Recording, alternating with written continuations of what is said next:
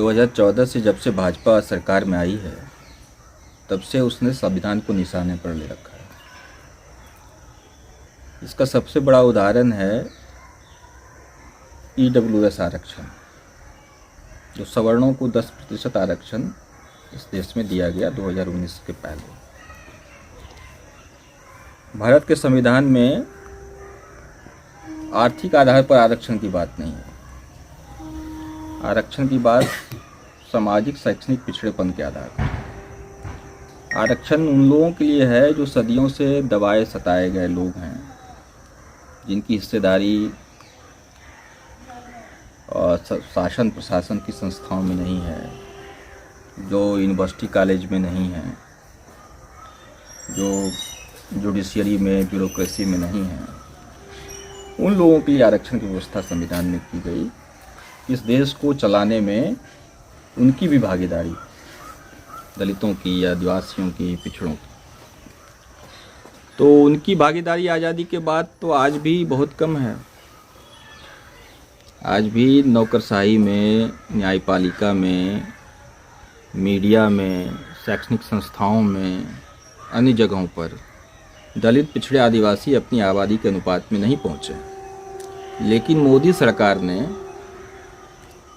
इनकी हिस्सेदारी कैसे बढ़ेगी आबादी के अनुपात में, इसके बजाय सवर्णों को आरक्षण देने का काम किया। आर्थिक आधार 10% आरक्षण, संविधान को बदलते हुए, संविधान के सामाजिक न्याय के पिलर को तोड़ते हुए ये संविधान पर बड़ा हमला। और इसके जरिए मोदी सरकार ने फिर से ब्राह्मणवादी सवर्ण वर्चस्व को एक तरह से बने रहने की गारंटी दी। उसके बाद आप देखेंगे कि नागरिकता संशोधन कानून लाया गया। हमारे संविधान का जो सेकुलर बुनियाद, जो धर्मनिरपेक्ष बुनियाद है, उस पर बड़ा हमला किया गया और नागरिकता संशोधन कानून बनाया गया। इस तरह से देखेंगे कि मोदी सरकार चौतरफा हर रोज संविधान पे हमला कर। अभी जैसे कि राम मंदिर के उद्घाटन में जिस तरह से मोदी सरकार की हिस्सेदारी, ये धर्मनिरपेक्षता के खिलाफ है, ये संविधान के खिलाफ है। पूरी तरह से राम मंदिर उद्घाटन को सरकारी आयोजन बना दिया गया। इसकी इजाजत संविधान नहीं देता। प्रधानमंत्री का पद संवैधानिक मूल्यों मर्यादाओं से बना है, बंधा हुआ है, धर्मनिरपेक्ष वसूलों से बंधा हुआ है। लेकिन संवैधानिक मूल्यों की, मर्यादाओं की, धर्मनिरपेक्षता की धज्जियां उड़ाते हुए मोदी सरकार, मोदी जी राम मंदिर उद्घाटन में शामिल। तो आप देखेंगे कि रोज संविधान की धज्जियां उड़ा जाएंगी, रोज लोकतंत्र पर हमले हो रहा है। और अगर ये सरकार 2024 में फिर से आ जाती है तो संविधान और लोकतंत्र को ये ठिकाने लगाने के लिए आगे बढ़े। और इसलिए हम लोगों ने मुहिम चला रखा है कि संविधान और लोकतंत्र को बचाया जाए, देश को बचाया जाए। और हम लोग आम लोगों के बीच जा रहे हैं, उनको जगाने का काम कर रहे हैं, क्योंकि संविधान और लोकतंत्र की ज़रूरत इस देश के दलितों, आदिवासियों, पिछड़ों को है, महिलाओं को है। क्योंकि संविधान ने उनके लिए आगे बढ़ने का रास्ता खोला, लोकतंत्र ने उनके लिए आगे बढ़ने का रास्ता खोला।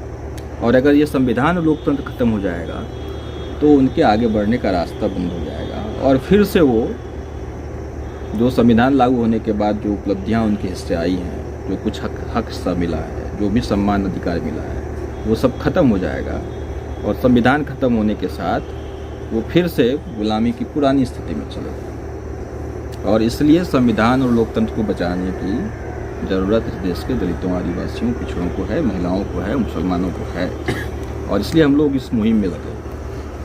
अभी अब संविधान बचाने की मुहिम चल रही है, विपक्षी पार्टियां भी एकजुट हुई। नीतीश जी ने बहुत महत्वपूर्ण भूमिका अदा की इस मामले में, लेकिन उन्होंने फिर से भी पाला बदल लिया, वो फिर से भाजपा के साथ चले गए। जी, वो बोलते भी थे कि जाति आधार पर। हाँ, पिछले दिनों यहाँ पे जाति गणना करवाई उन्होंने, आरक्षण भी बढ़ाया, ये सब काम किया। लेकिन फिर से वो भाजपा के साथ चले गए। अब भाजपा के साथ वो चले गए और भाजपा जो कह रही थी कि नीतीश जी के लिए दरवाज़ा बंद है, तो भाजपा ने भी दरवाज़ा उनके लिए खोल दिया। कहीं ना कहीं भाजपा को ऐसा तो नहीं इसका लग मतलब साफ है कि जिस मोदी चेहरे की बहुत बात की जा रही है कि मोदी का चेहरा है तो भाजपा 400 के पार फिर जाएगी, राम का भरोसा है तो भाजपा 400 के पार जाएगी। इसका मतलब है कि बिहार में आज भी राम के भरोसे और मोदी के चेहरे के बल पर वो जीत हासिल करने की स्थिति में नहीं है, और इसलिए उनको फिर से नीतीश के कंधे का सहारा लेना पड़ा। जी। इसका मतलब है तो बिहार की जमीन पर आज भी भाजपा निर्णायक तौर पे काबिज होने की हैसियत में नहीं है। अब नीतीश जी ने पाला बदलकर एक तरह से कहिए तो अपने आप को इतिहास के कूड़ेदान में खड़ा कर दिया। उन्होंने पाला बदलकर बिहार के, देश के दलितों, आदिवासियों, पिछड़ों, अति पिछड़ों के साथ बड़ा विश्वासघात किया। उन्होंने पाला बदलकर एक अपमानजनक राजनीतिक अंत को कबूल किया। अब सवाल है कि नीतीश जी ने पाला बदल लिया, लेकिन इस देश के, बिहार के दलितों, आदिवासियों, अति पिछड़ों और मुसलमानों, अल्पसंख्यकों की ज़रूरत तो संविधान है, लोकतंत्र है, उनको बचाना होगा। इसलिए नीतीश कहीं जाएं, हमको समाज को एकजुट करने का काम आगे बढ़ाना होगा, क्योंकि इस समाज की जो सताए दबाए लोग हैं, जो शोषित लोग हैं, उनकी ज़रूरत संविधान लोकतंत्र है। और इसलिए नीतीश अगर गए भी हैं तो समाज को उनको मुंहतोड़ जवाब देना चाहिए, भाजपा को मुंहतोड़ जवाब देना चाहिए, और जो भी लोग मैदान में हैं भाजपा के खिलाफ लड़ाई में, समाज को उनके साथ खड़ा होना चाहिए। विपक्ष कहीं नजर नहीं आ रहे हैं। अभी राहुल गांधी एक यात्रा को लेकर चल रहे हैं, लेकिन जो देखिए ये लड़ाई भाजपा बनाम बहुजन समाज की, मैं बार बार कह रहा हूँ कि संविधान की जरूरत इस देश के दलितों, आदिवासियों, पिछड़ों, अति पिछड़ों को है। राजनीतिक पार्टियां पाला बदल रही हैं, राजनीतिक पार्टियां बहुत कारगर भूमिका नहीं ले पा रही, लेकिन हम मानते हैं कि ये लड़ाई जो है 2024 की, ये भाजपा बनाम बहुजन समाज की है।